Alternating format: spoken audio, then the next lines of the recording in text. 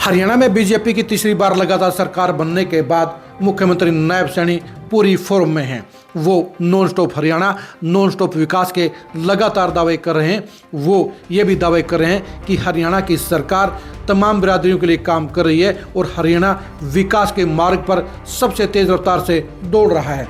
लेकिन एक ऐसा फील्ड भी है जिसके बारे में नायब सैनी की आंखें बंद हो चुकी हैं, यानी उन्हें हकीकत नज़र नहीं आ रही है, और वो मोर्चा है शिक्षा का मोर्चा।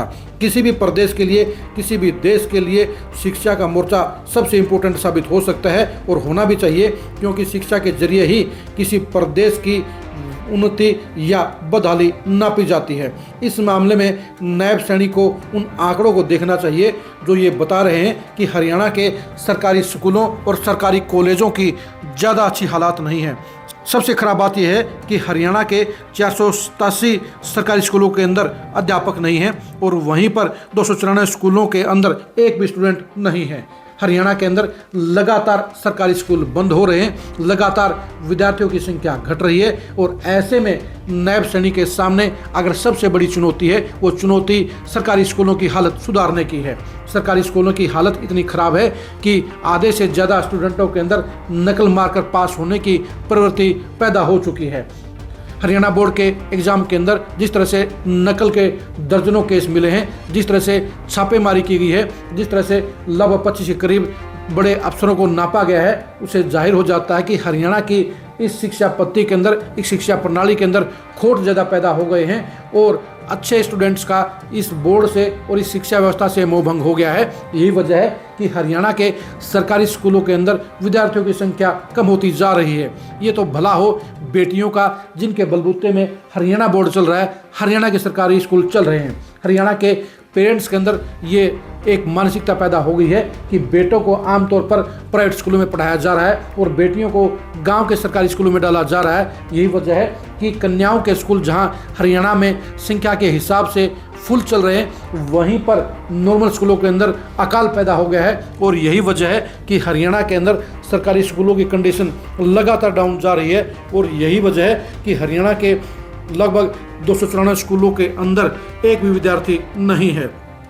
सबसे बड़ी बात यह है कि मुख्यमंत्री नायब सैनी के निर्वाचन जिले कुरुक्षेत्र में भी 77 स्कूल बिना शिक्षकों के चल रहे हैं। वहीं 34 स्कूल ऐसे हैं जहां गुरुजी तो हैं लेकिन एक भी बच्चा नहीं आता, यानी शिक्षक दिन भर खाली बैठकर ही ड्यूटी करते हैं। जिले के 120 सरकारी स्कूलों में विद्यार्थियों की संख्या 20 से भी कम है। पूर्व शिक्षा मंत्री कंवरपाल गुर्जर के यमुनानगर जिले में हालात कुरुक्षेत्र से भी बुरे हैं। यमुनानगर के 79 स्कूलों में शिक्षक नहीं हैं और 32 स्कूल ऐसे हैं जहां पर विद्यार्थी नहीं हैं। इसी तरह 132 स्कूलों में विद्यार्थियों की संख्या 20 से भी कम है। मौजूदा शिक्षा मंत्री महिपाल ढांडा के पानीपत जिले के 5 स्कूलों में शिक्षक नहीं है और 7 में विद्यार्थी नहीं है। वहीं पर 20 से भी कम विद्यार्थियों वाले स्कूलों की संख्या 14 है। पूर्व शिक्षा मंत्री रामविलास शर्मा के महेंद्रगढ़ जिले में ऐसे स्कूलों की संख्या 13 है जहां पर एक भी विद्यार्थी नहीं है। सबसे मेन बात आपको बता दें कि जो बिना शिक्षक के स्कूल हैं उनके जिले कौन कौन से हैं। यमुनानगर में 79, कुरुक्षेत्र में 77, भिवानी में 46, पंचकुला में 45, अम्बाला में 41, सिरसा में 32, फतेहाबाद में 26, करनाल में 23, कैथल में 22, हिसार में 20, गुरुग्राम में 17, सोनीपत में 15, झज्जर में 13, जींद में 11, पलवल में 8, पानीपत में 5, फरीदाबाद में 3, रोहतक में 2, दादरी में 1 और रेवाड़ी में 1। यानी वो स्कूल हैं जहां पर एक भी शिक्षक नहीं है और ऐसे स्कूलों की संख्या 487 है। आप खुद ही बताइए, जब 487 स्कूलों में गुरुजी ही नहीं होंगे, वहां पर शिक्षा का स्तर कैसे ऊंचा हो सकता है। बिना विद्यार्थियों वाले स्कूलों का भी आपको हम आंकड़ा बता देते हैं। कुरुक्षेत्र में 34, यमुनानगर में 32, करनाल में 25, सिरसा में 23, अम्बाला में 22, भिवानी में 22, हिसार में 17, रेवाड़ी में 15, पलवल में 14, महेंद्रगढ़ में 13, झज्जर में 12, जींद में 12, पंचकुला में 9, कैथल में 8, फतेहाबाद में 8, पानीपत में 7, दादरी में 6, रोहतक में 6, फरीदाबाद में 4, सोनीपत में 4 और गुरुग्राम के एक स्कूल के अंदर कोई भी विद्यार्थी नहीं है। हम आपको वो भी संख्या बताते हैं जहां पर स्कूलों के अंदर 20 से भी कम छात्र हैं। यमुनानगर में 132 स्कूल, कुरुक्षेत्र में 120 स्कूल, रेवाड़ी में 92 स्कूल, अम्बाला में 82 स्कूल, महेंद्रगढ़ में 79 स्कूल, भिवानी में 75 स्कूल, पंचकुला में 64 स्कूल, सिरसा में 62 स्कूल, करनाल में 62 स्कूल, हिसार में 51 स्कूल, फतेहाबाद में 46 स्कूल, कैथल में 36 स्कूल, झज्जर में 34 स्कूल, चरखी दादरी में 31 स्कूल, जींद में 28 स्कूल, पलवल में 22 स्कूल, सोनीपत में 20 स्कूल, गुरुग्राम में 20 स्कूल, रोहतक में 17 स्कूल, पानीपत में 14 स्कूल और फरीदाबाद के 8 स्कूल ऐसे हैं जहां पर विद्यार्थियों की संख्या 20 से भी कम है। यानी लगभग 1000 से ज़्यादा स्कूल ऐसे हैं जहां पर विद्यार्थियों की संख्या 20 से भी कम है। और ऐसे में सरकार के लिए ये विद्यार्थी जहां ऐसे संख्या बन गए हैं कुछ जिनके चलते स्कूल बंद नहीं हो सकते हैं, लेकिन इन स्कूलों के अंदर कम विद्यार्थियों की संख्या के बावजूद ज़्यादा संख्या में टीचर रखने पड़ रहे हैं, यानी सरकार के ऊपर भी बोझ बढ़ रहा है। यानी नायब सैनी की सरकार को ये देखना होगा कि इन सरकारी स्कूलों की हालत कैसे सुधर सकती है। और सबसे बड़ी बात सिस्टम में खराबी की है। जिन स्कूलों के अंदर एक भी विद्यार्थी नहीं है, यानी 294 स्कूलों के अंदर विद्यार्थियों के न होते हुए भी वहाँ टीचरों की ट्रांसफ़र क्यों की गई, और 487 स्कूलों के अंदर विद्यार्थियों के पढ़ाई के लिए शिक्षकों की व्यवस्था क्यों नहीं की गई।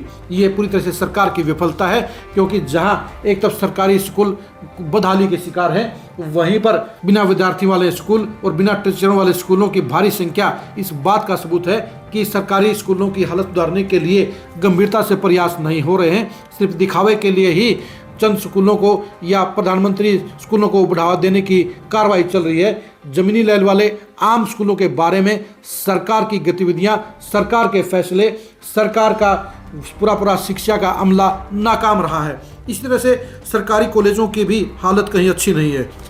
बीजेपी की सरकार ने यह दावा किया था कि हर 20 किलोमीटर पर कन्याओं के लिए सरकारी कॉलेज होंगे, और इसके लिए 2015 से लेकर अब तक सैकड़ों कॉलेज भी खोले गए हैं, लेकिन इनमें से 70% कॉलेज ऐसे हैं जहां के हालात अच्छे नहीं हैं। हम आपको सिर्फ सोनीपत जिले के ही कुछ ऐसे उदाहरण बताएंगे जहां पर सरकारी सिस्टम की पोल खुलती है, जहां पर बीजेपी सरकार की नाकामी जाहिर होती है।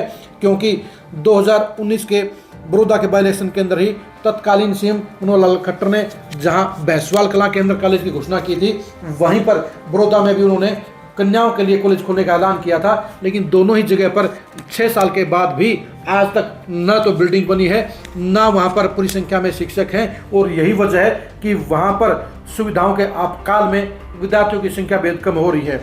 बेटियों को शिक्षित करने के लिए सोनीपत जिले के गन्नौर, मोहाना, बड़ौदा, भैंसवाल कला व जाखोली में सरकारी कन्या कॉलेज शुरू किए गए थे। लेकिन दिक्कत इस बात की है कि इन कॉलेजों के अंदर ना तो पूरे शिक्षक हैं और ना ही भवन है। और यही वजह है कि इन कॉलेजों की हालत बदहाल से बदतर हो गई है। जिले में राजकीय डिग्री कॉलेजों की संख्या 10 है। इनमें से 5 ऐसे हैं जो सालों बाद भी राजकीय स्कूलों में 3 से 4 कमरों में सिमट कर रह गए हैं। खास बात यह है कि ये सभी के सभी कन्या कॉलेज हैं। इन 5 कॉलेजों में न तो पूरे शिक्षक हैं और न ही यहाँ पर प्रिंसिपल हैं। डेपुटेशन व अतिरिक्त कार्यभार के जरिए ही काम चलाया जा रहा है। कहने को तो ये सरकारी कॉलेज हैं, लेकिन यहाँ पर कॉलेज के नाम पर सिर्फ दिखावा हो रहा है, कॉलेज के नाम पर सिर्फ छलावा हो रहा है और सुविधाओं के नाम पर टोटली अकाल है। यानी सरकार ने सिर्फ पॉलिटिकल वायदे के तहत, पॉलिटिकल ऐलान के तहत यहाँ पर कॉलेज तो जरूर बना दिए गए हैं, लेकिन यहाँ पर कॉलेज के लिए जरूरी सुविधाओं को नहीं जुटाया गया है। ना तो वहाँ पर बिल्डिंगें हैं, ना तो वहाँ पर पूरा स्टाफ है और ना ही बच्चियों के लिए दूसरी सुविधाएं हैं। यही वजह है कि इन कॉलेजों के अंदर बच्चियों के लिए जहाँ कोई भी सिस्टम नहीं है और वहीं उनके लिए कोई सुरक्षा की व्यवस्था भी नहीं है और सारा का सारा टेम्परेरी मोड में ही पूरा सिस्टम चल रहा है। आपको ये बता दें कि राजकीय कॉलेज मोहाना, बड़ौदा, भैंसवाल कला, जाखोली और गन्नौर की स्थिति सबसे चिंताजनक बनी हुई है। इन कॉलेजों को स्थायी भवन तक नहीं मिले हैं, जिससे इन्हें राजकीय स्कूलों के कुछ कमरों में ही और बरामदों में संचालित किया जा रहा है। गर्मी में धूप व सर्दियों में ठंड के बीच विद्यार्थियों को बरामदे में बैठने को मजबूर होना पड़ता है। यानी सरकार ने पॉलिटिकल ऐलान के तहत कॉलेज बनाने के दावे कर दिए, कॉलेज भी खोल दिए, लेकिन इसके बावजूद भी वहाँ पर बुनियादी सुविधाओं का पूरी तरह से अकाल नजर आता है। और यही वजह है कि इन कॉलेजों के अंदर विद्यार्थियों की संख्या 100 से भी कम है।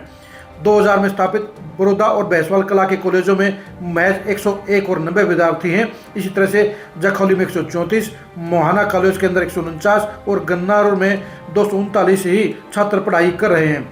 बड़ौदा कॉलेज की तो हालत इतनी खराब है कि लाइब्रेरी रूम में ही क्लासें लगानी पड़ रही हैं। इन कॉलेजों के अंदर स्टाफ भी डेपुटेशन पर लाया गया है, यानी परमानेंट स्टाफ वहां पर नहीं है, और यही हालत प्रिंसिपलों को पदों को भी है। यानी सरकार ने इन कॉलेजों की हालत सुधारने के लिए कोई भी प्रयास गंभीरता से नहीं किए गए हैं। सोनीपत के युवा एडवोकेट अमन दहिया ने सूचना के अधिकार के तहत ली गई जानकारी से यह सब खुलासा किया है कि इन कॉलेजों में सुविधाएं निर्धारित होने के कारण 5-6 साल के बाद भी विद्यार्थियों की संख्या बढ़ने की बजाय घट रही है। विद्यार्थियों को इन कॉलेजों की बजाय शहर के दूसरे कॉलेजों में जाना पसंद आ रहा है, क्योंकि जाहिर सी बात है, जब तक एजुकेशन में क्वालिटी नहीं होगी, जब तक कॉलेजों के अपने भवन नहीं होंगे, जब तक कॉलेजों में पूरा स्टाफ नहीं होगा, तब तक यहाँ पर विद्यार्थियों की संख्या नहीं बढ़ेगी, तब तक वहाँ पर क्वालिटी एजुकेशन नहीं होगी, और तब तक सरकार के प्रयास ईमानदारी से पूरे होते हुए नजर नहीं आएंगे। ये तो सिर्फ कहानी हमने आपको सिर्फ सोनीपत की बताई है। सोनीपत के पिछले 10 साल के दौरान घोषित किए गए 70% कॉलेजों के अंदर न तो भवन है, न ही वहाँ पर कॉलेज के लिए कोई पर्याप्त सुविधाएं हैं, न ही पूरा स्टाफ है, और यही वजह है कि ये कॉलेज सफ़ेद हाथी बनकर रह गए हैं। बाकी हरियाणा के कॉलेजों के भी यही हालात हैं। पिछले 10 साल के दौरान खोले गए कॉलेजों को लेकर सरकार की प्लानिंग के अंदर साफ तौर पर खामियां नजर आती हैं।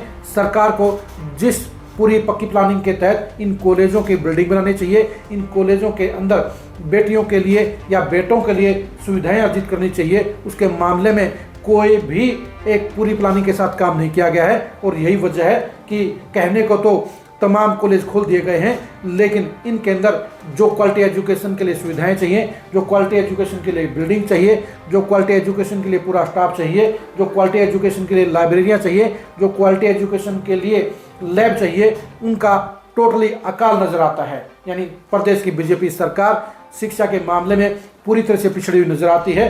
सरकारी स्कूलों और सरकारी कॉलेजों के अंदर खाली पड़े हुए पद इस बात की गवाही देते हैं कि सरकार इस मामले में फेल साबित हो रही है। अब नायब सैनी लगातार दूसरी बार हरियाणा के मुख्यमंत्री बने हैं, और ऐसे में सबसे जिम्मेदारी उनकी बनती है कि वो सरकारी स्कूलों और सरकारी कॉलेजों की असलियत के बारे में आंखें खोलें और ये देखें कि इन स्कूलों के अंदर हालात इतने खराब क्यों हैं, इन स्कूलों और कॉलेजों के अंदर बिल्डिंग क्यों नहीं है, इन स्कूलों और कॉलेजों के अंदर पूरा स्टाफ क्यों नहीं है, और इन कॉलेजों और स्कूलों के अंदर विद्यार्थियों के लिए पूरी सुविधाएं क्यों नहीं है।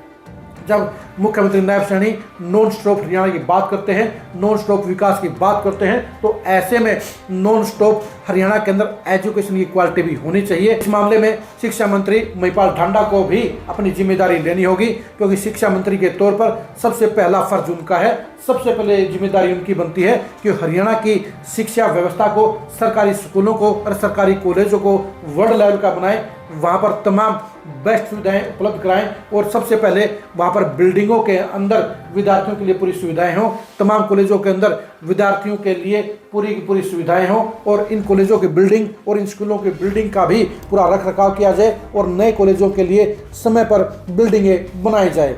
अगर नायब सैनी ये काम करने में सफल रहे, अगर नायब सैनी तमाम नए कॉलेजों में अगले 4 साल में बिल्डिंगें बनाकर उन्हें तैयार करवा पाए, उनमें कक्षाएं लगवा पाए, तो उन्हें सफल मुख्यमंत्री बना जाएगा।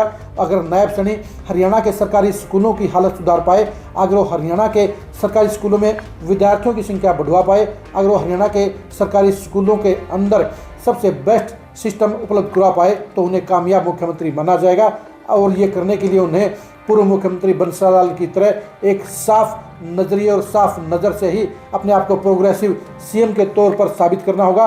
उन्हें ये साबित करना होगा कि वो हरियाणा को विकास के मामले में वास्तव में नॉन स्टॉप सबसे आगे ले जा सकते हैं। अगर वो ऐसा करने में सफल रहे तो वो हरियाणा के सीएम के तौर पर सबसे अव्वल रहेंगे, और अगर वो इस मामले में फिसड्डी रहे तो उनका नाम भी हरियाणा के लिए एक ढीले डाले मुख्यमंत्रियों की सूची के अंदर शामिल हो जाएगा, यानी वो काबिलियत के मामले में पिछड़ जाएंगे। अब देखने की बात यही रहेगी, क्या मुख्यमंत्री नायब सैनी अपनी आंखें खोलते हुए हरियाणा के सरकारी स्कूलों और हरियाणा के सरकारी कॉलेजों की तरफ पूरा ध्यान देंगे, वो इनकी व्यवस्था सुधारने का काम करेंगे, वो इनके पूरे सिस्टम को नंबर 1 बनाने का काम करेंगे, या वो अंधेरे के अंदर लाठियां घुमाते रहेंगे और ऐसे ही वो बड़बोले बयान देते रहेंगे।